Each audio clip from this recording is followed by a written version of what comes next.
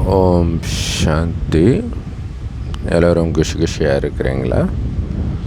22/8/2026 சக்கர முரளி பாப்தாதா சொல்கிறாங்க, இனிமையான குழந்தைகளே, விசால புத்தி உடையவராக ஆகி பெரியவர்களின் அபிப்பிராயங்களை பெற்று அநேக ஆத்மாக்களுக்கு நன்மை செய்யுங்கள். அவர்களிடம் மண்டபம் ஆகியவை வாங்கி நிறைய கண்காட்சிகளை ஏற்பாடு பண்ணுங்க. ஸோ எனக்கு தான் எல்லாம் தெரியும் அப்படின்னு இருக்கக்கூடாது. ஏன்னா பெரியவங்க அதாவது சீனியர்ஸ், அவங்களுக்கு நிறைய எக்ஸ்பீரியன்ஸ் இருக்கும். சீனியர்ஸ்ன்றது நல்ல சேவாதாரி சீனியர்ஸ், அது நமக்கு தெரியும் பார்த்தாலே இல்லையா. யார் துருன்னு சேவையை பண்ணிகிட்ருக்குறாங்க, அவங்ககிட்ட கேட்கணும், இது ஏன் பண்ணுறாங்க, இது பண்ணால் என்ன ஆகும், பண்ணலன்னா என்ன ஆகும். அப்போ அவங்களுடைய இதெல்லாம் ஆலோசனை பெற்று அதற்கேற்ற மாதிரி சேவையில் நிறைய யுக்திகளை உருவாக்கி நிறைய ஆத்மாக்களுக்கு நன்மை செய்யுங்க. அதேமாதிரி நிறைய மண்டபம் எடுத்து கண்காட்சிகளுக்கு ஏற்பாடு பண்ணுங்கள். நிறைய கண்காட்சிகளுக்கு ஏற்பாடு பண்ணுங்கள். கேள்வி, ஆக்சுவலாக ஒரு 3 நாள் 1 வாரம் அந்த மாதிரி ஜோதிலிங்கம் வைப்பாங்க. ஸோ அதில் ஒவ்வொரு நாளும் ஒவ்வொரு விதமான ப்ரோக்ராம் வைக்கும்போது தினமுமே பார்க்கணுன்னு தோணும். அப்போ தினமும் பார்க்கும்போது தினம் இந்த கிளாஸையும் கேட்பாங்க. அப்போ அவங்க எழுந்திரிக்கிறதுக்கான வாய்ப்பு ரொம்ப அதிகம். கேள்வி, இப்போ உங்களுக்கு வந்திருக்கிற எந்த நினைவு செஞ்சுக்கிட்டே இருந்தீங்கன்னா ஒருபொழுதும் நீங்கள் துக்கம் அடையவே மாட்டீங்க. இல்லை, ஒரு ஞாபகம் வந்துடுச்சு, அதை நீங்கள் ஞாபகப்படுத்திக்கிட்டே இருக்கணும். துக்கத்துலேருந்து தப்பிச்சிடுவீங்க. அது என்னது? நாம் பூஜைக்குரிய ராஜாவாக இருந்தோம், பிறகு ஏழையாக ஆகிட்டோம் அப்படின்னு இப்போ ஞாபகம் வந்துடுச்சு. இப்போ மறுபடியும் நாம் ராஜாவாகிட்டு இருக்கிறோம். பாபா நம்மளை ராஜாவாகிட்டு இருக்கிறார். இது சதா ஞாபகம் இருக்கணும். இல்லை, ராஜாவாகிட்டு இருக்கிறேன்ற போதை இருக்கணும். இல்லை, கிருஷ்ண ராஜா ஆகிடுவாருன்றது தான் கம்சனுக்கு பிரச்சனை. இயேசு ராஜாவை ஆகிடுவாருன்றது தான் பிரச்சனை. பாபா குழந்தை ஆகிட்டாலே நீங்கள் ஆகிடுவீங்க இல்லையா. முருகன் ராஜா ஆகிடுவாருன்றது தான் அந்த சூரபத்மனி உங்களுக்கெல்லாம் பிரச்சனை. ஸோ அதனால தான் தொல்லை கொடுக்குறாங்க. ஸோ நான் ராஜாவை ஆகிட்டு இருக்கிறேன், அந்த போதை இருக்கணும். பாபா இப்போ நமக்கு முழு உலகத்துடைய செய்தியை ஆரம்பத்திலிருந்து சொல்கிறார். அதாவது உலகத்துடைய சரித்திர பூகோளத்தையே தெரிஞ்சுக்கிட்டோம். ஸோ இவ்வளவும் ஞாபகப்படுத்துகிறார் இல்லையா, அதை நாம் நினைவு செஞ்சுக்கிட்டே இருந்தால் போதும். ஒரு பொழுதும் உங்களை துக்கமானவர்களாகவே நினைக்க மாட்டீங்க. ராஜ்யத்தை இழந்தோம், ஓகே, இப்போ அடையிற ஸ்டேஜுக்கிட்ட வந்துட்டோம், இப்போ சந்தோஷமாக தானே இருப்போம், எப்போவுமே குஷியாக இருப்பீங்க. அதனால் நான் ராஜாவாகிட்டு இருக்கிறேன், இந்த உலகத்தை இன்னும் கொஞ்ச நாளில் ஆட்சி செய்ய போகிறேன், அந்த போதை இருக்கணும். இன்றைக்கி ஆட்சியை பிடிக்கிறதுக்கு என்னென்ன பண்ணுறாங்க, எவ்வளோ பழி போடுறாங்க. ஆனால் நம்ம எதுவும் இல்லாமல் கூலாக, நமக்கு தமிழ்நாடு மட்டும் இல்லை, இந்தியா மட்டும் இல்லை, ஒட்டுமொத்த உலகமும் நம்ம கைக்கு வருது. அது அப்படி வச்சுக்கணுன்றதுக்காக ட்ரம்ப் போன்றவர்கள் என்னென்ன பண்ணுறாங்க, எத்தனை பேரை கொலை பண்ணுறதுக்கும் தயங்கிறது கிடையாது. ஆனால் நம்ம அப்படி எதுவுமே பண்ணலை. உலக ராஜ்யம் வரப்போகுது. அப்படி ராஜாவாக இருந்தவர்கள் தான் ஏழை ஆகிட்டோம். காரணம் விகாரம். அந்த விகாரத்தை வெல்வதன் மூலம் மறுபடியும் நான் ராஜா ஆகிறேன், நான் ராஜாண்ணா, இந்த மாதிரி கேவலமான விஷயத்த நான் பண்ணுவேண்ணா அப்படின்னு மைண்டுக்குள்ளே அருவருப்பு வரணும். விகாரம், வீண் விஷயம், அதை பற்றி பேசுபவர்கள் அவங்கக்கிட்ட இருந்தும் விலகி இருக்கணும். அப்போ தான் நீங்கள் ராஜா ஆக முடியும். பாடல். கண்ணில்லாதவர்களுக்கு வழி கூறுங்கள் பிரபுவே. ஓம் சாந்தி. இனிமையிலும் இனிமையான அருமையான ஆன்மீக குழந்தைகளே, பாட்டை கேட்டிங்களா? ஸோ பாபாவை சந்திக்கிறது, அவர்கிட்ட இருந்து ஆஸ்தியை அடையிறது, இது ரெண்டுமே ரொம்ப ரொம்ப ரொம்ப ரொம்ப ரொம்ப ஈஸி. ஒரு நொடியில் நம்ம பாபா கிட்ட இருந்து நமக்கு ஜீவன் முக்தி ஆஸ்தி கிடைக்கிது. ஜீவன் முக்தினா சுகம், சாந்தி, செல்வம், இவை நிரம்பிய ஆஸ்தி. இது சொர்க்கத்தில் தான் இருக்கும். இப்போ ஜீவன் முக்தின்னு ஒரு வார்த்தை இருக்குது, ஜீவன் பந்தனம்னு ஒரு வார்த்தை இருக்குது. ரெண்டு வார்த்தை இருக்குது. இந்த நேரம் பக்தி மார்க்கம் ராவண ராஜ்யத்தில் இருக்கிறோம். அதனால் எல்லோரும் ஜீவன் பந்தனத்தில் இருக்கிறோம் இல்லையா? இப்போ ஜீவன் பந்தனத்தில் சிக்கிறதுனால தான் துக்கம், துக்கத்தினால தான் பக்தியை பண்ணுறோம். துக்கத்திலேருந்து விடுவிக்க சொல்லி, விடுவிக்கிறதுக்காக பாபா வரார். முற்றிலும் விடுபட்டால் அதுதான் ஜீவன் முக்தி. ஆஸ்தியும் கொடுக்கிறார். இங்கே ஒன்றுமே இல்லை, அதுக்கே பந்தனம். சொர்க்கத்தில் அளவற்ற ஆஸ்தி இருக்கும், ஆனால் பந்தனத்தில் இருக்க மாட்டீங்க. முக்தி நிலையில், விடுதலை அடைந்த நிலையில் இருப்பீங்க. எப்படி மகன் பிறந்துட்ட உடனே வாரிசு பிறந்துட்டான்னு அப்பா அம்மா சொல்கிறாங்க. நண்பர்கள், உறவினர்கள் எல்லாமே இவங்களுக்கு வாரிசு வந்துடுச்சின்னு புரிஞ்சுக்கிறாங்க. ஸோ இப்படி புரிஞ்சுக்கிறது ஈஸி தானே. மகன் பிறந்தால் அவன் தானே வாரிசு. அதே மாதிரி தான் இதுவும் சுலபம், ஜீவன் முக்தி அடையிறது. பாபா முந்தைய கல்பத்தை மாதிரியே நீங்கள் எங்களுக்கு கிடைச்சிருக்கிறீங்க அப்படின்னு குழந்தைங்க சொல்கிறோம். பாபா உங்கள் மூலமாக தான் ஈஸியாக ஆஸ்தி அடைகிறதுக்கான வழி கிடைச்சிருக்குது. புது சிருஷ்டியின் படைப்பு கர்த்தா பகவான். இதை ஒவ்வொருத்தரும் தெரிஞ்சிருக்கிறோம் இல்லையா? நமக்கு ஆஸ்தின்றது புது சிருஷ்டி தான், அதை உருவாக்குறது கடவுள்.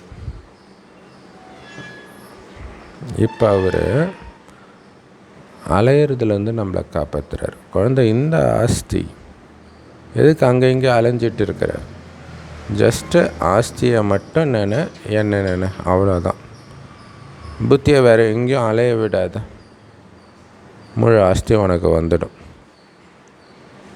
நேற்று நாம் பக்தி செஞ்சுட்டு இருந்தோம். இன்றைக்கி பாபா கிட்டேருந்து ஈஸியான ஞானம் மற்றும் ராஜயோகத்தின் வழி கிடைச்சிருக்கு.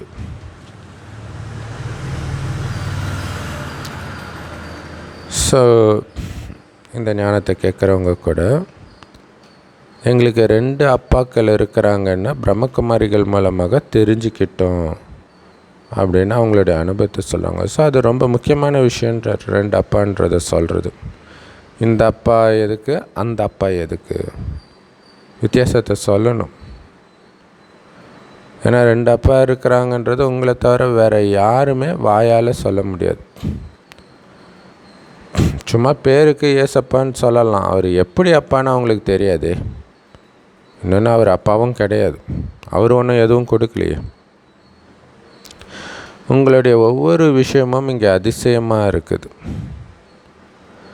இல்லையா? நம்ம தினம் தினம் கேட்டதுனால அது அதிசயம் இல்லாத மாதிரி மாறிடுச்சு நமக்கு. ஆனால் அது அவ்வளோ அதிசயமானது. புதுசாக கேட்கும்போது எப்படி இருக்கும், ஒன்றும் நமக்கு சந்தோஷத்தை கொடுக்கும். இப்போவும் அதை சிந்தனை பண்ண நமக்கு சந்தோஷம்தான் வரும். ஸோ யார் நம்ம தர்மத்தை சார்ந்தவர்களோ அவங்களுக்கு டக்குன்னு ஞாபகம் வந்துடும். ஆமாம் இது கரெக்டு தானே அப்படின்ட்டு. இப்போ எங்களுக்கு ஞாபகம் வருது. ஆனால் ஞாபகம் வந்தவங்க சந்தோஷமாகிடுறாங்க. ஆனால் அவங்களுக்கு ஞாபகப்படுத்தினவங்க இருக்கிறாங்க பாருங்கள், அதாவது ஞானத்தை கொடுத்தவங்க, அவங்கள கூட சில சமயம் மாயா ஓங்கி அரைஞ்சி இதை மறக்க வச்சிடுது, 2 அப்பா இருக்கிறாங்கன்றதே. ஸோ அதனால தான் பாபா சொல்கிறாரு, குழந்தைங்க ரொம்ப ரொம்ப எச்சரிக்கையாக இருக்கணும். இல்லையா, அம்மா சொல்லுவாங்க, சம்பூர்ணம் அடைஞ்சிட்டதான் நினைக்காதீங்க, மாயின் புயல் வந்துக்கிட்டே இருக்கும், எச்சரிக்கையாக இருக்கணும் அப்படின்னு சொல்லுவாங்க. ஸோ இதுக்கான விளக்கம் வந்து நம்ம தனியாக ஒரு வீடியோ கூட போட்டிருக்கிறோம், அவசியம் பாருங்கள், சீக்கிரமாக அப்லோட் பண்ணுறோம். ஸோ இதில் குழந்தைங்க ரொம்ப எச்சரிக்கையாக இருக்கணும்.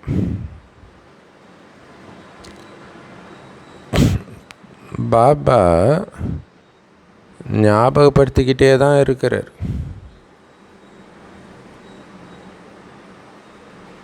தூய்மையின் கங்கணம் கூட முழுசாக கட்டிக்கணும் இல்லையா. பாபாவை நினைக்கிறது எந்த அளவுக்கு முக்கியமோ அந்த அளவுக்கு தூய்மையின் கங்கணம் கட்டிக்கிறதும் முக்கியம். அந்த நோன்பு கயிறுலாம் கட்டிக்கிட்டால் ஒரு சில விஷயங்கள் பண்ண மாட்டாங்க, உண்ணாவிரதம் இருப்பாங்க, இந்த மாதிரி விஷயம் அது ஞாபகப்படுத்துது. அந்த மாதிரி நம்ம சூக்ஷ்மமாக இங்கே கட்டிக்கிறோம், சூக்ஷ்ம கங்கணம். இது கண்ணுக்கு தெரியாது மற்றவங்களுக்கு. எதுக்காக? இது தூய்மையாக இருப்பேன்ட்டு. அதனால தான் ஹரிச்சந்திரனுடைய மனைவியுடைய கழுத்தில் இருக்கிற தாலி யார் கண்ணுக்கும் தெரியாதுன்னுவாங்க. அது உண்மையிலே பாபாவுடைய மனைவியாக நாம் இருக்கிறோம். அவர் கட்டின தாலி மற்றவங்க கண்ணுக்கு தெரியுதா? நமக்கே தெரிய மாட்டேங்குது இல்லையா. ஸோ அப்போ அடிக்கடி ஞாபகப்படுத்தணும், நான் அவருடைய மனைவி. ஸ்தூலமாக ஒரு மனைவி கண்டவனெல்லாம் பார்த்துக்கிட்டு இருக்கிறது, வரவங்கிட்டெல்லாம் பேசிக்கிட்டு ஒழிஞ்சிட்டு இருக்கிறது பிடிக்குமா? அப்போ அப்படி தானே பாபாவுக்கும். ஸோ பாபா அப்படி தான் நினைக்கிறார், நீங்கள் மற்றவங்களோட பேசுகிறத பார்க்கக்கூட எனக்கு பிடிக்கலன்றார். ஸோ அதுதான் முழுமையான தூய்மை. அப்போ அந்த ஆர்வம் கூட இல்லாமல் இருக்கிறது, மற்ற வீண் விஷயங்களை தெரிஞ்சுக்கணுன்ற ஆர்வம் கூட இல்லாமல் இருக்கிறது.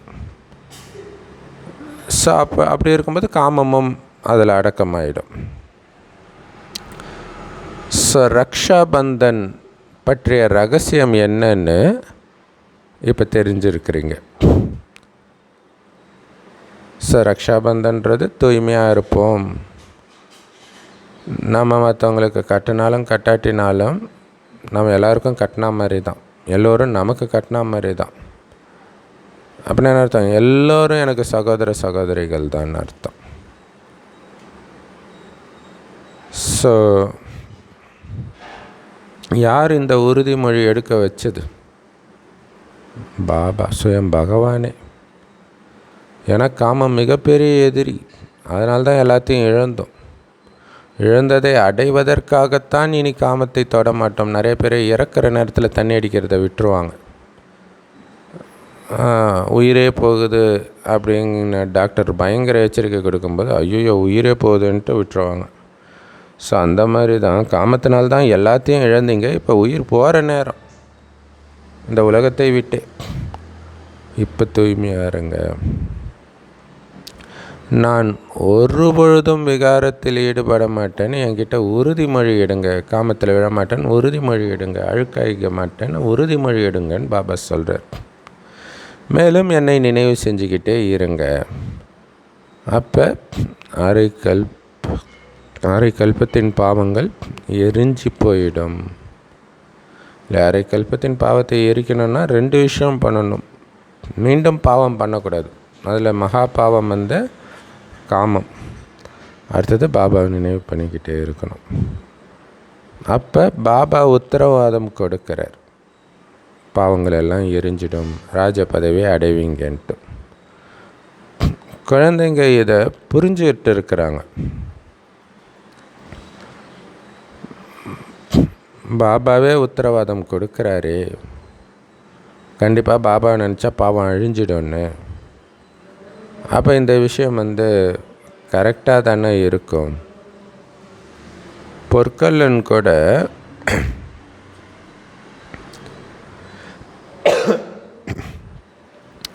பழைய நகையை புதுசாக ஆக்குவேன்னு எப்படி உத்தரவாதம் கொடுப்பார்? ஏன்னா அவருடைய வேலையே அதுதான். எப்படி பண்ணுவார்? நெருப்பில் போடுவார். அப்போ அது கண்டிப்பாக புத்தம்புது தங்கமாக மாறிடும், தூய்மை ஆகிடும். ஸோ அதனால் இப்போ ஆத்மாவிலையும் அதே மாதிரி அழுக்கு துரு படிஞ்சிருக்கு. யோகா அக்னியில் இருக்கிறதன் மூலமாக அதுவும் தூய்மையாகும் அப்படின்னு பாபா சொல்கிறார் இல்லையா? பாபாவை பார்த்துக்கிட்டே இருக்க அனைத்து சக்தி குணங்களின் கிரணங்கள் நமக்குள்ளே வரும். அதுக்கு இது என்னுடைய கடைசி நொடி ஞாபகம் வச்சுட்டு உள்நோக்கு முகத்தில் இருக்கணும் அப்படின்னு நேற்று வரதானம் கூட கொடுத்தார். ஸோ எப்படி சதோ நிலையிலிருந்து ரஜோ தமோவுக்கு வரீங்க அப்படிங்கிறத புரிஞ்சிக்கிறது ரொம்ப ஈஸி தானே. ஸோ படங்கள் அதுக்காக தானே உருவாக்கியிருக்கிறார் பாபா, அதை வச்சு ஈஸியாக புரிய வைக்கிறதுக்காக.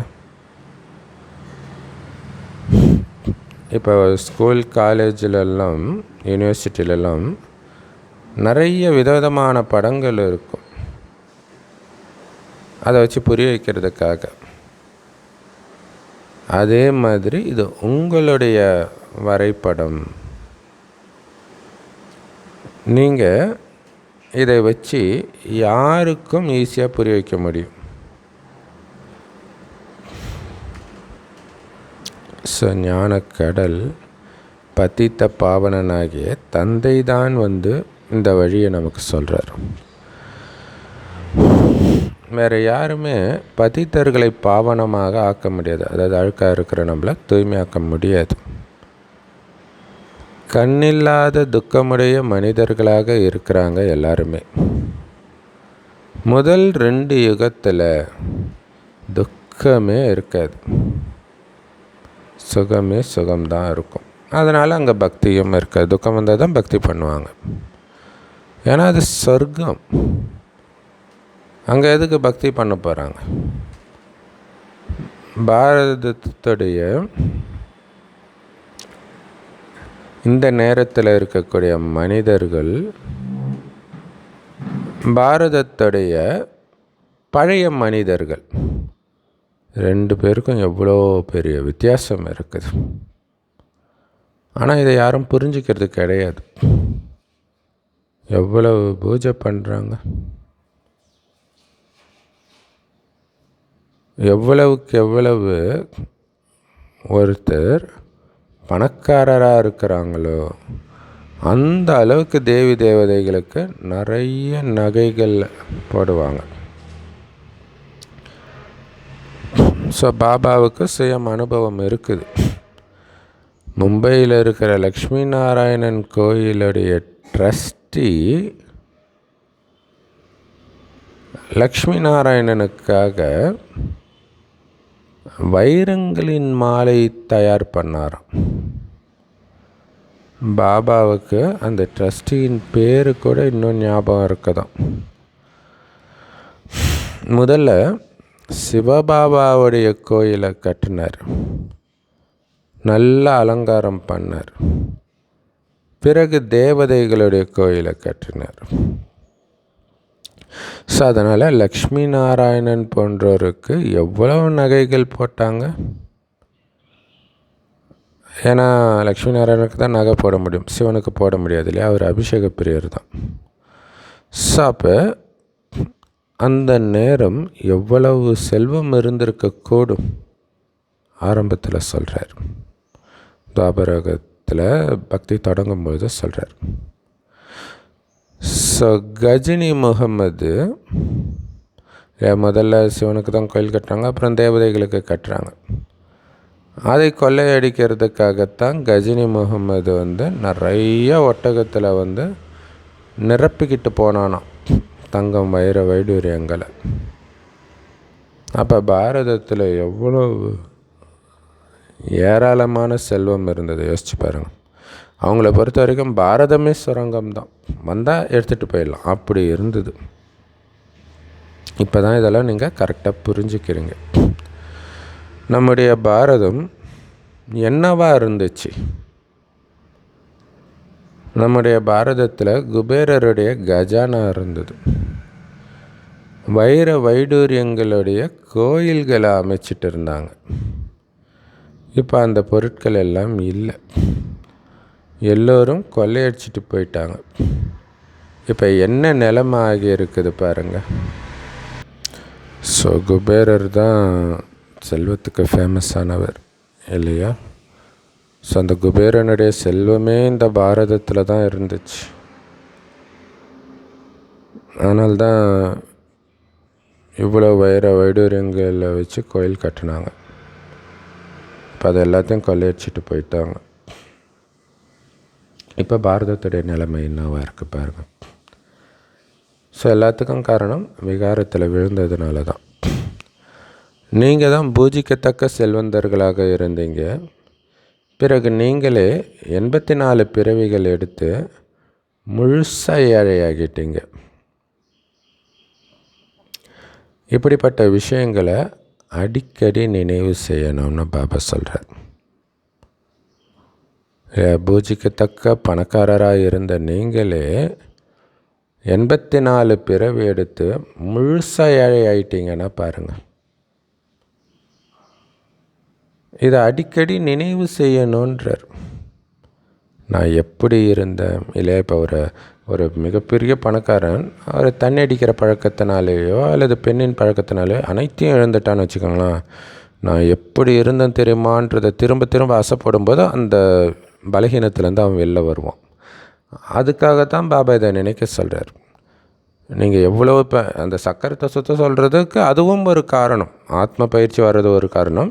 இன்னொன்று இந்த எல்லைக்கு அப்பாற்பட்ட நிலை. நீ எப்படி இருந்த, இப்போ எப்படி ஆகி இருக்கிற. முற்றிலும் பணக்காரனாக இருந்த நீ இன்றைக்கி முற்றிலும் ஏழை ஆகிட்ட. இதை ஞாபகம் பண்ணும்போது வைராக்கியம் வரும். மீண்டும் விகாரத்தின் பக்கமே திரும்பக்கூடாதுன்ட்டு. நேரத்தை வீணாக்கவே கூடாது. ஏன்னா இப்போ இழந்ததை மீண்டும் அடைவதற்கான நேரம், அடைய வைக்கிறதுக்கு பாபா கூடவே இருக்கிறார். ஆனாலும் நீங்கள் தானே முயற்சி பண்ணணும். ஸோ அப்படி இதை நீங்கள் நினைக்க நினைக்க சந்தோஷம் வரும். ஒருபோதும் உங்களை துக்கமுடையவர்களாக நினைக்க மாட்டீங்க. எல்லாத்தையும் இழந்தாச்சு, இப்போ எல்லாத்தையும் அடையணும். அடையிறதுக்காக இப்போ இருக்கிறது. ஏன்னா இது என்னது கிடையாது இல்லையா? என்னதெல்லாம் அபகரிச்சுட்டு இந்த அப்படின்னு பிச்சை போட்டிருக்கிறான். இது எனக்கு தேவையில்லை, என்னுடைய ராஜ்யம் தான் எனக்கு தேவை. அதனால் இங்கே இருக்கிற விஷயம் என்ன ஆனாலும் அதுக்கு நீங்கள் துக்கம் அடைய மாட்டீங்க. ஏன்னா உங்கள் ராஜ்யம் வரப்போகுது, உங்கள் உறவுகள் வரப்போகுது. அதை ஞாபகம் பண்ணிக்கிட்டே இருக்கணும். அதை ஞாபகப்படுத்தி சந்தோஷம் அடையணும். நாம் பாபா கிட்ட என்ன எடுத்துகிட்டு இருக்கிறோம் அப்படின்னு மனசில் நினச்சிக்கிட்டே இருக்கணுன்ற இல்லையா? உலக ராஜ்யத்தை அடைஞ்சிட்டு இருக்கிறோம், சும்மா கிடையாது. பாபா நமக்கு முழு உலகத்தின் கதையை சொல்லிகிட்டு இருக்கிறார். சரித்திர பூகோளத்தை சொல்லிகிட்டு இருக்கிறார். இதை நம்மளை தவிர யாருக்குமே தெரியாது. முதல்ல ஒரே ஒரு தர்மம், ஒரே ஒரு ராஜ்யம், ஒரே ஒரு வழி, ஒரே ஒரு மொழி, இதுதான் இருந்துச்சுன்னு நமக்கு தெரியும். அப்போ எந்த பிரச்சனையும் கிடையாது. ஒன்று பல மதங்கள் இருக்கிறதுனால பிரச்சனை வரும், அல்லது பல ராஜ்யம் இருந்தால் பிரச்சனை வரும், அல்லது பல வழிகள் இருந்தால் பிரச்சனை வரும், அல்லது நிறைய பாஷை இருந்தால் அதை வச்சும் அடிச்சுக்கோங்க. இது எல்லாமே இப்போ நடந்துகிட்ருக்கு. இது எதுவுமே கிடையாது. அங்கே ஒரே தர்மம், ஒரே மொழி, ஒரே ராஜ்யம், ஒரே வழி. அப்போ எப்படி இருக்கும் யோசிச்சு பாருங்கள். சூப்பராக இருக்காது? எல்லோருமே சுகமுடையவர்களாக இருப்பாங்க.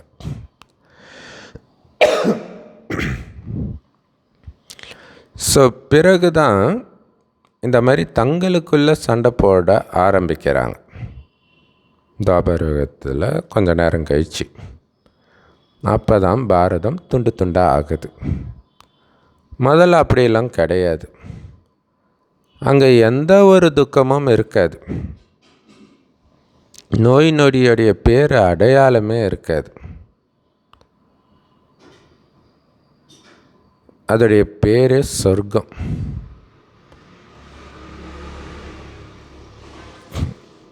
இல்லையா? ஒன்றா இருந்த பாரதம் துண்டு துண்டாக ஆனதுக்கு காரணம் தங்களுக்குள்ளே சண்டை போட்டது. ஆனால் அதுக்கு முன்னாடி அப்படி கிடையாது. ஒரே மொழி ஒரே வழி, அதனால் எந்த துக்கமும் கிடையாது, நோய் கிடையாது, ஒரு சின்ன தலைவலி கூட இருக்காது. அதனால தான் அது பேரே சொர்க்கம். உங்களுக்கு இப்போ உங்களுடைய சொர்க்கத்தின் நினைவு வந்துடுச்சு இல்லையா?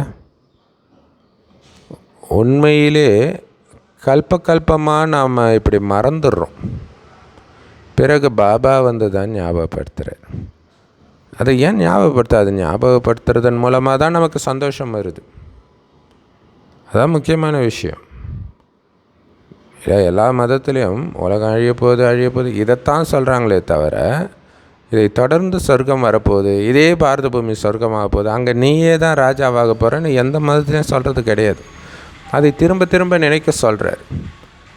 அதை முதல்ல நீ அப்படி இருந்தன்றதை சொல்கிறார். அது எந்த மதத்துலேயும் சொல்கிறது கிடையாது. நீ சொர்க்கத்துலேருந்து தான்ப்பா இங்கே வந்திருக்கிறேன்னு எந்த மதத்துலேயும் சொல்கிறது கிடையாது. ஸோ இப்போ தான் பாபா ஞாபகப்படுத்துகிறார். அதை சிந்தனை பண்ணிக்கிட்டே இருக்க சொல்கிறார். ஸோ முதல் தப்பே படைப்பவரையும் படைப்பையும் மறந்தது தான்ற இல்லையா? இது ஞாபகம் இருந்தால் துக்கம் வந்திருக்காது, தப்பு பண்ணியிருக்க மாட்டீங்களே. இப்போ நீங்கள் முதல் இடைக்கடையை தெரிஞ்சுக்கிட்டீங்க. சத்தியுகத்திலையும் இந்த ஞானம் இருக்காது. இப்போ மட்டும்தான் சத்தியுகத்திலே இல்லாத ஞானம் இப்போ தான் கிடைக்குதுன்னா, அதை விட இதுதான் உயர்ந்த யுகம், அதை விட சந்தோஷம் இப்போ தான் கிடைக்கணும். இல்லை, ஒரு பொருள் கிடைக்கிறத விட கிடைக்கிறதுக்கு முன்னாடி கிடைக்க போகுதுன்றது நமக்கு சந்தோஷத்தை கொடுக்கும். கரெக்டு தானே? ஸோ அப்போ அந்த சந்தோஷத்தை எப்போ அடைவீங்க? அதை நினச்சிக்கிட்டே இருந்தால் தான் அந்த சந்தோஷம் வரும். அப்போ சத்தியுகத்தின் தொடக்கத்திலே இல்லாத இந்த ஞானம் பரம்பரையாக எப்படி வந்திருக்க முடியும்? சாது சன்னியாசிகளோ அல்லது மற்ற மதங்கள்லையோ வர்றதுக்கு? ஏன்னா ஆரம்பத்தில் வந்தவங்களுக்கே இது தெரியாது. ஸோ இந்த நேரத்தில் முக்கியமாக ராஜாக்கள் தான் இருப்பாங்க. சத்தியுகத்தில் சொல்கிறார். ரிஷி முனிவர்கள்லாம் அங்கே இருக்க மாட்டாங்க. அவங்க துவாபர யுகத்திலிருந்து தான் வராங்களே.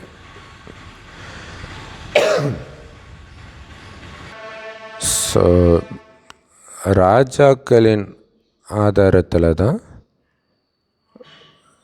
நடக்குது. எங்களுக்கு படைப்பவர் மற்றும் படைப்பை பற்றி தெரியாதுன்னு சாது சன்னியாசிகளும் சொல்கிறாங்க, ராஜாக்களும் சொல்கிறாங்க. இல்லை, லக்ஷ்மி நாராயணனுக்கும் தெரியாது, துவாபர யுகத்தில் வர ராஜாக்களுக்கும் தெரியாது. அப்போ யோசிச்சு பாருங்க. அப்போ இந்த உலகத்தில் யாருக்குமே இந்த ஞானம் பற்றி தெரியாது. ஏன்னா ராஜாக்கள் சொல்கிற வழியை தான் எல்லோரும் கேட்குறாங்கன்னும் போது, ராஜாவுக்கே தெரியாத ஒரு விஷயம் மற்றவர்களுக்கு மட்டும் எப்படி தெரியும்?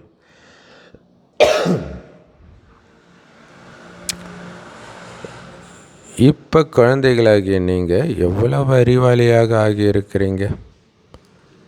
லக்ஷ்மி நாராயணனுடைய கோயிலை கட்டுறவங்களுக்கு நீங்கள் லெட்டர் எழுதலாம்.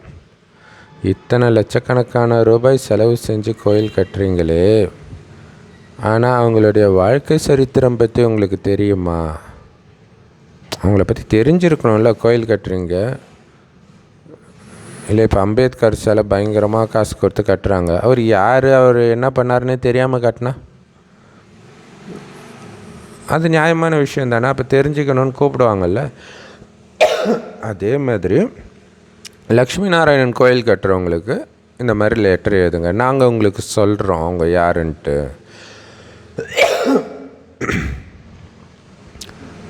இவங்க ராஜ்யத்தை இல்லை லட்சக்கணக்கான கோடிக்கணக்கான செலவு செஞ்சு ஒரு கோயிலை கட்டுறாங்கன்னா அவங்கள பற்றி தெரிஞ்சுக்கிறதுக்காக கொஞ்சம் நேரம் செலவிடுவாங்க கண்டிப்பாக. இவங்க எப்படி ராஜ்யத்தை அடைஞ்சாங்க, பிறகு இவங்க எங்கே போயிட்டாங்க, இப்போ அவங்க எங்கே இருக்கிறாங்க, நாங்கள் உங்களுக்கு இந்த எல்லா ரகசியத்தையும் சொல்ல முடியும். இந்த மாதிரி நீங்கள் அவங்களுக்கு லெட்டர் எழுதுங்க. குழந்தைகளாகிய நீங்களோ ஒவ்வொருத்தருடைய வாழ்க்கை சரித்திரத்தையும் தெரிஞ்சிருக்கிறீங்க. அப்போ ஏன் எழுதக்கூடாது? தெரிஞ்சால் நீங்கள் தானே தெரியப்படுத்தணும். ஒன்றுமே தெரியாத மற்ற மதத்தினர் பேனர் வைக்கிறாங்க பெருசு பெருசாக, அவங்களுக்கு தெரிஞ்ச ஞானத்தை. அப்போ எல்லாம் தெரிஞ்ச நீங்கள் அதை எழுதணும் இல்லை? இப்போ பாபாவுக்கு எல்லாம் தெரியும், சொல்லவே இல்லைன்னா தெரிஞ்ச என்ன பிரயோஜனம்? அப்போ உங்களுக்கு தெரியும்ல, அப்போ நீங்கள் ஏன் எழுதக்கூடாது? அதுக்கு தானே பாபா சொல்லி கொடுத்துருக்கிறாரு. பனாரஸில் எவ்வளோ பெரிய சிவன் கோயில் இருக்குது, அங்கே கூட தர்மகர்த்தாக்கள் இருப்பாங்க, ட்ரஸ்டிகள். ஸோ அந்த மாதிரி பெரியவர்களுக்கும் புரிய வைக்கிறதுக்கான முயற்சி பண்ணணும். ஒருவேளை பெரியவர்கள் மட்டும் புரிஞ்சுக்கிட்டாங்கன்னா அவங்களுடைய சத்தம் நிறைய பேர் இருக்கும் இல்லையா? நாம் பேசுகிறத விட அவங்க பேசும்போது நிறைய பேர் திரும்பி பார்ப்பாங்க. ஏழைகள் டக்குன்னு இந்த ஞானத்தை கேட்டுடுறாங்க. பெரியவர்கள்கிட்ட நீங்கள் உதவி பெறணும். அவங்களுடைய கருத்துக்களை கூட எழுத வைக்கணும். ஏன்னா அவங்களுடைய குரல் கூட உதவி செய்யும். ஸோ ஆரம்பத்தில் பாபா பெரியவங்களுடைய அபிப்பிராயம் பெறணும்னு சொல்கிறது அஞ்ஞானிகளை தான் பாபா சொல்கிறார். அஞ்ஞானி விஐபிக்கள் இருக்கிறாங்க இல்லையா, அதை சொல்லியிருக்கிறாரு. ஸோ அவங்களுடைய இது இப்போ நீங்கள் மதுபன் போனீங்கன்னா அப்துல் கலாம், இந்திரா காந்தி, இது மாதிரி நிறைய பேர் அவங்களுடைய கருத்துக்களை எழுதி வச்சுருப்பாங்க. ஸோ அப்போ ஒவ்வொருத்தரும் போகும்போது இவங்களாம் இங்கே வந்திருக்கிறாங்களா, அப்போ அவங்களுக்கு இவங்களே சொல்கிறாங்கன்னா அது ரைட்டாக தான் இருக்கும் அப்படின்னு தோணும். ஏன்னா அவங்களுடைய குரல் நமக்கு உதவி செய்யும். உண்மையிலே அவங்க எவ்வளவு வேணுமோ அந்த அளவுக்கு சத்தம் செய்கிறது கிடையாது ஞானம் கிடைச்ச பிறகும். இன்னொன்று அவங்களுக்கு அந்த வாய்ப்பையும் கொடுக்கணும் நாம், அது ரொம்ப முக்கியமான விஷயம். இல்லை இப்போ ஜனாதிபதியாக இருக்கும்போது அப்துல் கலாமால் பேச முடியாது, ஜனாதிபதி பதவி போன பிறகு பேசியிருக்கலாம்ல. ஸோ இப்போ நம்ம ஜனாதிபதி பக்கா பாபா குழந்தை முர்மு. ஸோ அதனால் நீங்கள் ஜனாதிபதிக்கு கூட புரிய வைக்கிறீங்க, நல்லா இருக்குதுன்னு சொல்லவும் செய்கிறாங்க. நீங்கள் முதல்வர், ஆளுநர் இவங்களெல்லாம் வச்சு சென்டரில் அல்லது கண்காட்சியெல்லாம் திறந்து வைக்கிறீங்க. அப்போ இந்த பிரம்மகுமாரிகள் இறைவனை சந்திக்கிறதுக்கு ரொம்ப ஈஸியான வழியை சொல்கிறாங்கன்னு அவங்க எழுதுகிறாங்க. ஆனால் உண்மையிலே இறைவன்னா என்ன அர்த்தம்னு புரியாமல் தான் இருக்கிறாங்க.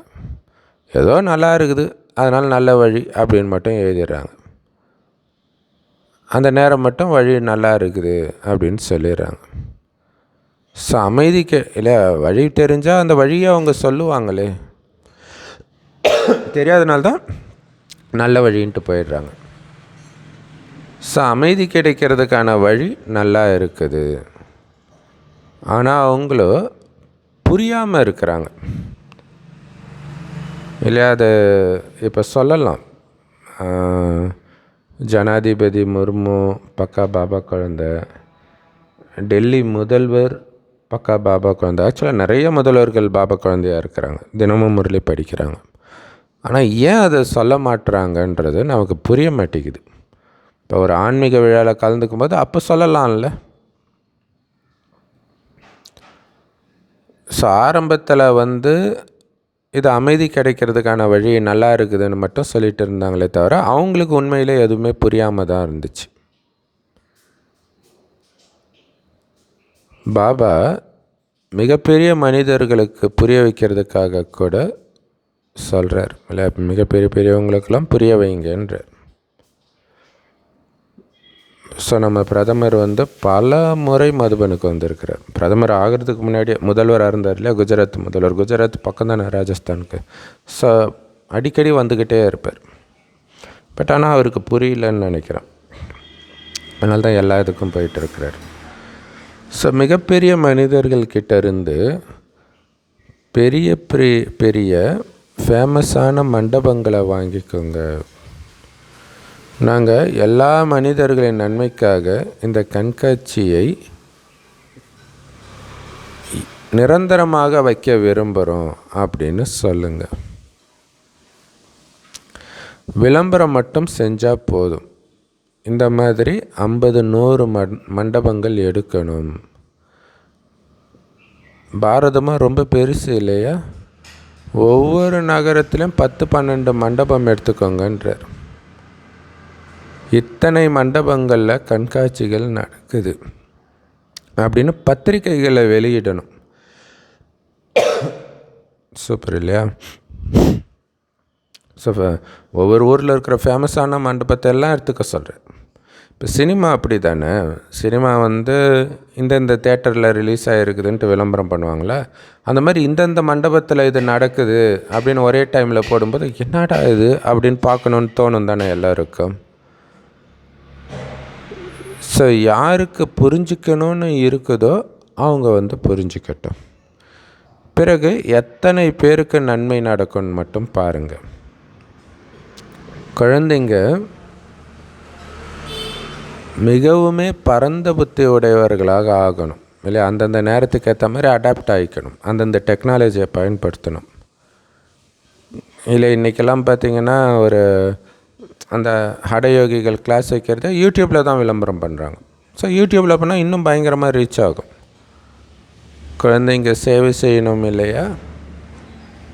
கண்காட்சிகளை ரொம்ப விமர்சையாக பண்ணுங்கன்னு பாபா எல்லா குழந்தைங்களுக்கும் சொல்கிறார். பாபா ஏற்பாடு பண்ண வைக்கிறார் குழந்தைங்க மூலமாக. நீங்கள் ஜஸ்ட்டு ஒரு கருவியாக நின்னால் போதும். அதுக்கு குழந்தைங்க முயற்சி பண்ணணும். ஸோ இதெல்லாம் புரிஞ்சுக்கணும். பகவான் வரார், பிரஜாபிதா பிரம்மா மூலமாக பிரஜைகளை படைக்கிறார். அப்போ கண்டிப்பாக எவ்வளவு பிராமணர்களை படைச்சிருப்பார். இப்போ மறுபடியும் படைச்சிட்டு இருக்கிறார். இந்த கல்பத்திலையும் எத்தனை பிராமணர்கள் பிராமணிகள் இருக்கிறாங்க, அதாவது எத்தனை பிரம்மகுமாரிகள் இருக்கிறாங்க. இல்லை பிரம்மகுமாரிகளை தான் பிராமணர்கள்னு சொல்கிறோம், உண்மையான பிராமணர்கள். பாபா இந்த பிராமண தர்மத்தை சங்கம யுகத்தில் தான் படைக்கிறார். அதை நீங்கள் நடைமுறையில் பார்த்துட்டு இருக்கிறீங்க, புரிஞ்சிட்டும் இருக்கிறீங்க. ஸோ இந்த விஷயங்கள் எந்த வேத சாஸ்திரத்திலும் கிடையாது. பதிதமான உலகத்தை எப்போ தூய்மையாக ஆக்கணுமோ அப்போ தான் தந்தை வரார்.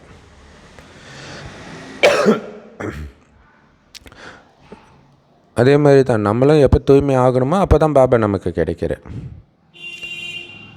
ஸோ அப்போ தூய்மை ஆக வேண்டிய நேரத்தில் தூய்மை இழக்கலாமா?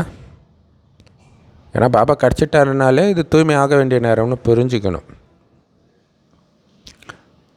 ஸோ அதில் நீங்கள் எவ்வளோ நேரத்தை வீணாக்குறீங்களோ அந்த அளவுக்கு பதவி குறையும். பரமாத்மா பிரஜாபிதா பிரம்மா மூலமாக தான் இந்த படைப்பை படைக்கிறாரு அப்படின்னு தெரிஞ்சிருக்கிறீங்க. ஸோ பிரஜாபிதா பிரம்மா மூலமாக தான் படைப்பை படைக்கிறாரு. ஆனால் அது அஞ்ஞானத்தில் கூட சொல்லுவாங்க. ஆனால் எப்போ படைக்கிறாருன்னு அவங்களுக்கு தெரியாது. ஏதோ புது படைப்பை படைச்சிருப்பார்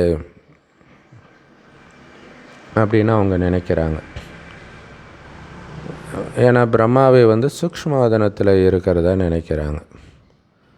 ஆனால் பிரஜாபிதா பிரம்மாவோ இங்கே தான் இருக்கிறாரு அப்படின்னு உங்களுக்கு தான் தெரியும். நீங்கள் இப்போ சூக்ஷ்மவதனத்துக்கு போகிறீங்க, தூய்மையாகி தான் போக முடியும் இல்லையா? தூய்மையாகி ஃபரிஸ்தாவாகி சூக்ஷ்மவதனத்துக்கு போகிறீங்க. அதே மாதிரி டிரான்ஸ்லேயும் போகிறீங்க, சாட்சாத்காரம் உங்களுக்கு கிடைக்கிது. அங்கே அசைவுகளின் செயல்தான் நடக்குது இல்லை, அங்கே சத்தம் கிடையாது, வெறும் அசைவுகள் தான் நடக்குதுன்னு குழந்தைங்க சொல்கிறாங்க. அது பேரே மூவி வேர்ல்டுன்றார், சலனங்களின் உலகம். ஆனால் சத்தம் கிடையாது. இந்த பூமி தான் சத்தம். அதனால தான் இதை டாக்கி வேர்ல்டுன்னு சொல்கிறோம். சூக்ஷ்மவதனத்தை மூவி வேர்ல்டு, சத்தம் இல்லாத அசைவு இருக்கும். பூமி திரைப்படம் பார்க்குறோம் இல்லையா, அந்த மாதிரி. இப்போ நடைமுறையில் எல்லா விஷயத்தையும் நீங்கள் தெரிஞ்சுக்கிட்டீங்க. மூலவதனம் தான் அமைதியான உலகம். அங்கே தான் ஆத்மாக்கள் இருப்பாங்க. சூக்ஷ்மவதனத்தில் சூக்ஷ்ம சரீரம் இருக்கும் இல்லையா? ஸோ அது கூட ஒரு சரீரம் தானே. அப்போ சூக்ஷ்மவதனத்தில் கூட சரீரம் இருக்குது, சூக்ஷ்ம சரீரம். ஆனால் மூலவதனத்தில் எந்த சரீரமும் இருக்காது காரியம் செய்கிறதுக்கு. சரீரம் இருந்தால் தானே காரியம் செய்கிறதுக்கு. எந்த சரீரமும் இருக்காது, வெறும் ஆத்மா தான் இருக்கும். அப்போ வெறும் ஆத்மா என்ன பண்ண முடியும்? அப்போ அமைதியாக தான் இருக்கும், எந்த வேலையும் செய்யாமல் இருக்கும். ஸோ அங்கே சூக்ஷ்ம சரீரம் இருக்குது சூக்ஷ்மவதனத்தில்னா ஏதோ ஒரு பாஷை இருக்கும் இல்லையா? பேசாட்டினா கூட அந்த சைகை மூலமாக கம்யூனிகேட் பண்ணுற ஏதோ ஒரு பாஷை இருக்கும் தானே. ஆனால் ஆத்மாக்களாகிய நம்முடைய வசிப்பிடம் பரந்தாமம்னு சொல்லப்படுற அந்த சாந்தி தாமம். அதுக்கு அடுத்தபடியாக சூக்ஷ்மவதனம் இருக்குது. அங்கே தான் பிரம்மா விஷ்ணு சங்கர் இருக்கிறாங்க. கீழே இந்த ஸ்தூல உலகத்தில் இப்போ கலியுகம் இருக்குது. ஆனால் நாம் கலியுகத்துக்கும் சத்தியுகத்துக்கும் இடையில் இருக்கிற சங்கமயுகத்தில் இருக்கிறோம். இந்த சங்கமயுகத்தில் தான் பாபா வரார். இங்கேருந்து பிராமணர்களாகிய நீங்கள் தூய்மையாகி ஃபரிஸ்தாவாக போகிறீங்க. ஸோ சூக்ஷ்ம உலகத்துக்கு போகிறோம் அல்லது பரந்தாமத்துக்கே போகிறோம். பிறந்த வீடு மற்றும் புகுந்த வீடு அப்படின்னு ரெண்டு இருக்குது இல்லையா? இங்கே ரெண்டு பேருமே உங்களுடைய பிறந்த வீட்டினர் தான் இல்லை. சூக்ஷ்மவதனத்தில் இருக்கிறவங்களும் பிறந்த வீட்டை சார்ந்தவர்கள் தான். இப்போ இந்த ஸ்தூல வதனத்தில் இருக்கிற சங்கமயுகவாசிகளும் பிறந்த வீட்டினர் தான்.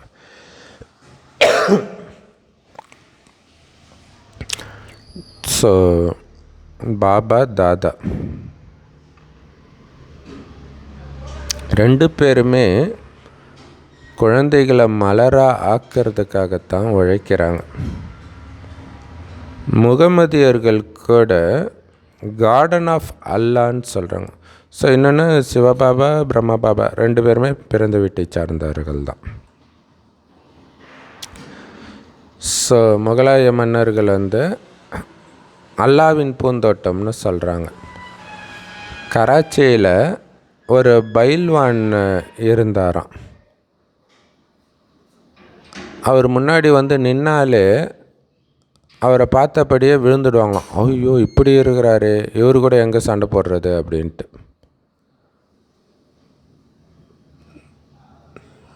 விசாரிக்கும் பொழுது தான் குதாவின் தோட்டத்திற்கு சென்றேன், குதா மலர் கொடுத்தார் அப்படின்னு சொல்லுவாராம். இப்போ அவருக்கு ஞானம் கிடையாது இல்லையா? அவர் பாபா குழந்தை ஆகியிருக்கிறார் போல இருக்கு. அதாவது சென்டருக்கு வந்திருக்கிறார் போல இருக்கு. அப்படிப்பட்ட பைல்வான் சென்டருக்கு வந்திருக்கிறாராம். அவர் டிரான்ஸில் போயிருக்கிறாரு. பாபா மலர்லாம் கொடுத்துருக்கிறார். ஆனால் அந்த டிரான்ஸை வச்சு அவருக்கு என்ன நடக்குது, இதோடைய ஞானம் என்னென்னலாம் தெரியாது. அல்லாவின் பூந்தோட்டம்னு எதுக்கு சொல்லப்படுதுன்றதை நீங்கள் தான் புரிஞ்சிருக்கிறீங்க. இப்போ இந்த கலியுகம் முட்களின் காடாக இருக்குது. தினம் தினம் உலகத்தில் இது நடக்குது அது நடக்குதுன்னு கேள்விப்படுவோம். ஆமாம், பாபா கரெக்டாக தான் சொல்லியிருக்காரு, முட்களின் வீடு அப்படின்னு புரிஞ்சுக்கணும். முட்களின் காடு. சொர்க்கம்தான் மலர்களின் பூந்தோட்டம்.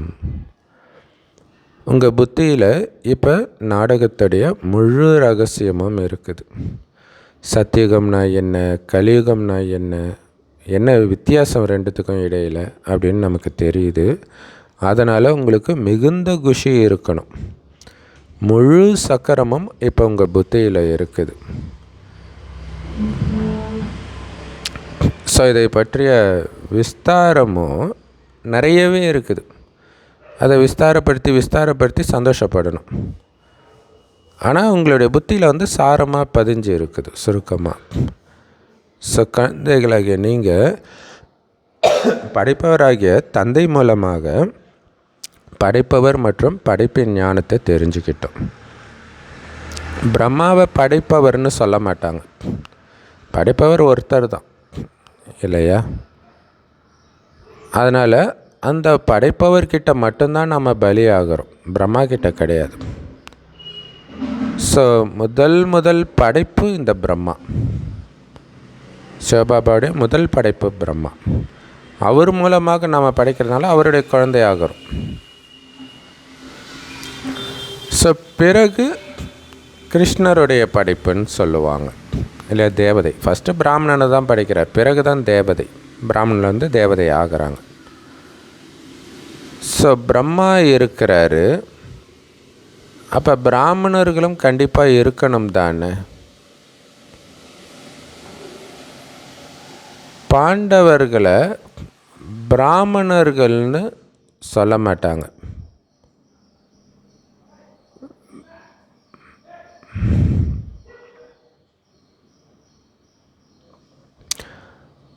பிரம்மா மூலமாக பிராமணர் வேணும். ஆனால் பாண்டவர்கள் தான் பிராமணர், ஆனால் அவங்களுக்கு அது தெரியாது. ஸோ பிரம்மா மூலமாக பிராமணர்கள் உருவாகிறாங்க. இது ஆன்மீக வேள்வி. இதுக்கு ஸ்பிரிச்சுவல் நாலேஜ், ஆன்மீக ஞானம் அப்படின்னு சொல்லப்படுது. ஆத்மாவுக்கு அதே தந்தை ஞானத்தை கொடுக்கிறார் இல்லையா? பாபா தான் இந்த ஞானத்தை கொடுக்க முடியும், மனிதர்களாக கொடுக்க முடியும். மனிதர்கள் நமக்கு கற்பிக்கிறது கிடையாதுன்னு நமக்கு தெரியும். ஏன் நமக்கு சொல்லிக் கொடுக்குறது ஒன்றும் மனுஷன் கிடையாது. அனைத்து ஆத்மாக்களுக்கான தந்தை நமக்கு கற்பிக்கிறார் பிரம்மா மூலமாக. ஸோ பிரம்மா மூலமாக ஸ்தாபனைன்னு சொல்கிறாங்க, கிருஷ்ணர் மூலமாக ஸ்தாபனைன்னு சொல்கிறது கிடையாது. அது நடக்கவும் முடியாது. சரி, பிரம்மா மூலமாக யார் ஸ்தாபனை பண்ணுறார்? இது நம்ம நினச்சதே கிடையாது இல்லையா? பிரம்மா ஸ்தாபனை பண்ணுறாருன்னு புரிஞ்சுக்கிட்டோம். ஸோ பிரம்மா மூலமாக என்ன கிருஷ்ணரை ஸ்தாபனை பண்ணுறாரு? இல்லை, பரமபிதா பரமாத்மா தான் ஸ்தாபனை பண்ணுறார். விஷ்ணு மூலமாக பாலனை நடக்குது. ஸோ பிரம்மாவுடைய பாகம் எவ்வளோ, விஷ்ணுவுடைய பாகம் எவ்வளவு அப்படின்னு நமக்கு இப்போ தெரியுது. ஸோ பிரம்மாவின் முகவம்சாவளியினர் தான் பிறகு போய் விஷ்ணுபுரியின் தேவதையாகிறாங்க, அதாவது சொர்க்கத்தின் தேவதையாகிறாங்க. பிரம்மாவே விஷ்ணு, விஷ்ணுவே பிரம்மா. இதோடைய அர்த்தம் கூட குழந்தைங்களுக்கு தான் புரிய வைக்கப்படுது இல்லையா? பிரம்மாவாக இருக்கிறவர் தான் ஒரு செகண்டில் விஷ்ணு ஆகிறார், விஷ்ணுவாக இருந்தவர் தான் 5000 வருஷம் கழிச்சு மறுபடியும் பிரம்மாவாகிறார்.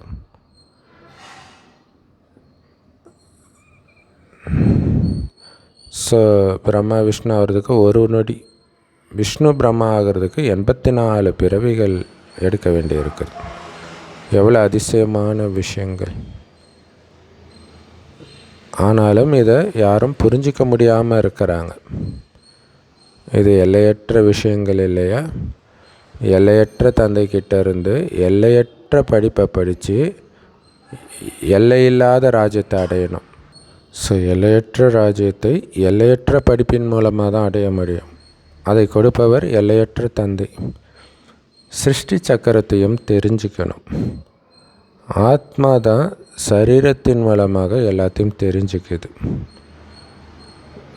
மற்றபடி சரீரம் ஒன்றும் ஆத்மா மூலமாக ஞானம் எடுக்கலை. ஆத்மா தான் சரீரத்தின் மூலமாக ஞானம் எடுக்குது. உங்களுக்கு எவ்வளவு குஷி ஏற்படுது இந்த ரகசியங்களெல்லாம் தெரிஞ்சிக்கும்போது. ஸோ இந்த மறைமுகமான குஷி உள்ளூர இருந்துக்கிட்டே இருக்கணும்.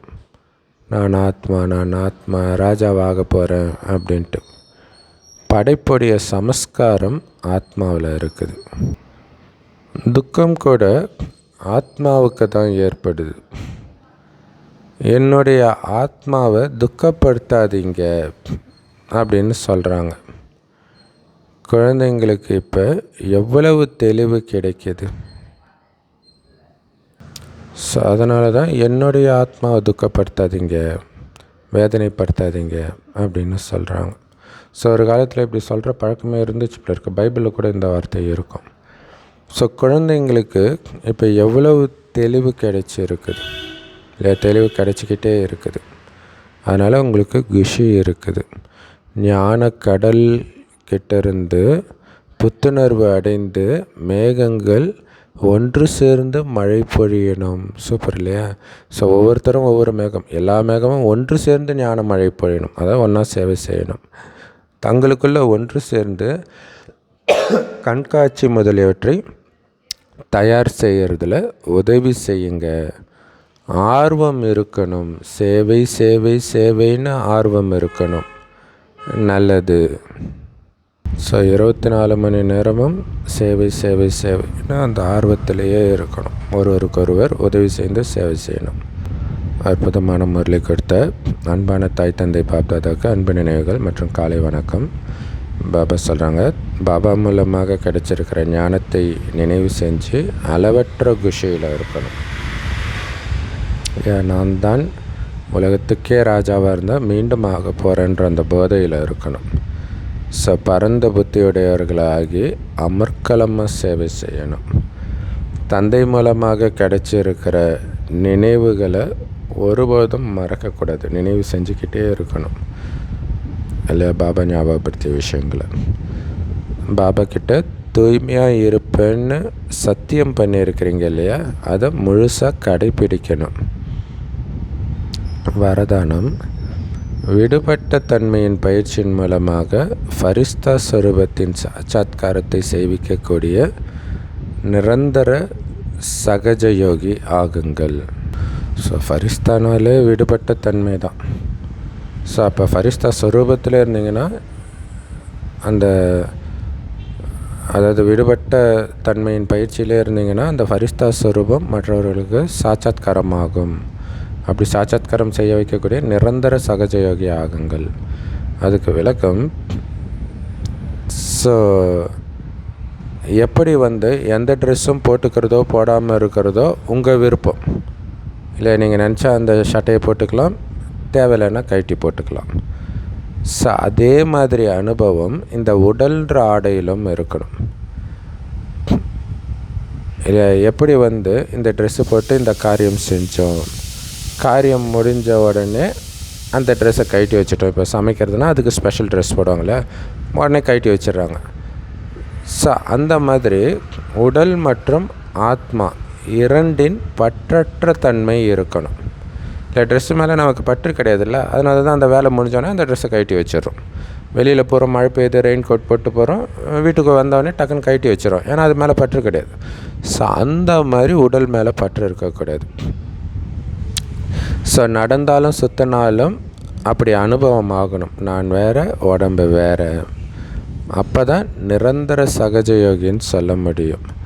அந்த மாதிரி விடுபட்டவராக இருக்கக்கூடிய குழந்தைங்க மூலமாக நிறைய ஆத்மாக்களுக்கு ஃபரிஸ்தா ஸ்வரூபத்தின் சாட்சாத்காரமும் எதிர்கால ராஜ பதவியின் சாட்சாத்காரமும் ஏற்படும்ன்றார் இல்லையா? உடம்பு வேறு, ஆத்மா வேறு. நான் நினச்சா டக்குன்னு ஃபரிஸ்தா உடலை எடுப்பேன், டக்குன்னு ஸ்தூல உடலை எடுப்பேன், டக்குன்னு 2 உடலையும் விட்டுட்டு வெறும் ஆத்மாவாக இருப்பேன். இப்படி இந்த பயிற்சியை மாற்றி மாற்றி கடன்னு எந்த நேரமும் பண்ணிக்கிட்டே இருக்கிறவங்களால தான் ஃபரிஸ்தா ஸ்வரூபத்தின் காட்சி காட்ட முடியும், அதாவது ஒளிரூப காட்சி காட்ட முடியும். அடுத்தது சத்யுக தேவதை பதவியின் காட்சியும் காட்ட முடியும். ஸோ இறுதியில் இந்த சேவையின் மூலமாக தான் தாக்கம் ஏற்படும் இல்லையா? கண்ணு முன்னாடி பார்த்துட்டாங்கன்னா நம்பி தானே ஆகணும். ஸோ அப்போ அதோடைய தாக்கம் பயங்கரமாக இருக்கும். அவங்களுடைய புத்தியெல்லாம் ஒரு செகண்டில் அடிபட்டுடும் கண்ணு முன்னாடி பார்த்த உடனே. ஸ்லோகன், சங்கமயுகத்துடைய ஒரு நொடியை இழக்கிறது கூட ஒரு வருடத்தை இழக்கிறதுக்கு சமம். அப்போ ஒரு நொடியை கூட இழந்துடக்கூடாதுன்றதில் கவனம் இருக்கணும். இப்போ ஒரு நொடி விடாமல் ஏதாவது மைண்டுக்கு வேலை கொடுத்துக்கிட்டே இருக்கணும். நான் வெறும் ஆத்மான்னு சொன்னால் கூட அது பயங்கர பவர்ஃபுல்லானது இல்லையா? ஸோ நான் ஆத்மா, அடுத்தது நான் தூய்மையான ஆத்மா, இந்த மாதிரி ஏதாவது ஒன்று சொல்லிக்கிட்டே இருக்கணும். ஞானத்தின் விஷயங்களை சொல்லிக்கிட்டே இருக்கணும். நான் தேவதையாக இருந்தேன், அனைத்தையும் இழந்துட்டேன், மீண்டும் அடைய போகிறேன், இந்த மாதிரி இதை பற்றிய சிந்தனை இருந்துக்கிட்டே இருக்கணும். அது இல்லைன்னா தானாகவே கலியுகத்தின் விஷயத்தை நினைப்பீங்க. கலியுகத்தின் விஷயத்தை நினைச்சாலே இழக்கிறீங்கன்னு புரிஞ்சுக்கணும். அவ்யக்த இஷாரா, தூய்மையற்ற விதையை கூட முடிச்சுட்டு சம்பூர்ண தூய்மை ஆகுங்கள். அதுக்கு விளக்கம், பிராமண வாழ்க்கையின் உள்ளார்ந்த சொத்தே சதா சுகஸ்வரூபம்தான். அதேமாரி சாந்த ஸ்வரூபம் இல்லையா? பிராமண வாழ்க்கைனாலே எப்பவும் சுகமாக இருக்கணும், எப்பவும் அமைதியாக இருக்கணும். மனதின் திருப்தியை அனுபவம் செய்கிறதுக்கு மனதின் தூய்மைத்தன்மை ரொம்ப ரொம்ப ரொம்ப ரொம்ப தேவை இல்லை? மனசு திருப்தியாக இருந்தால் சந்தோஷமாக இருப்பீங்க, அமைதியாக இருப்பீங்க. ஆனால் அந்த திருப்தியை அனுபவம் செய்யணும், தூய்மை ரொம்ப ரொம்ப முக்கியம். தூய்மை இல்லாமல் திருப்தியை அனுபவம் ஆகாது இல்லை? அதன் மீதாவது பற்று இருந்தால் அது தூய்மை கிடையாது. ஸோ பற்று இருந்துச்சுன்னா திருப்தி இருக்காது இல்லையா? அதனால் சேமிப்பு செய்கிறதுக்கான வழிமுறையே மனம் சொல் செயலில் பவித்திரத்தன்மை இருக்கணும். எண்ணம் சொல் செயல் தூய்மையாக இருந்தால் சேமிப்பாகும் ஆன்மீக வருமானம். ஸோ அப்போ அடித்தளமே பவித்திரத்தன்மை தான், ஃபவுண்டேஷன். ஸோ சேவையில் வெற்றியின் அடிப்படையே பவித்திரத்தன்மை தான். வெற்றியின் ஆதாரத்தில் தான் தூய்மையின் ஆதாரத்தில் தான் சேவையில் வெற்றி கிடைக்குது.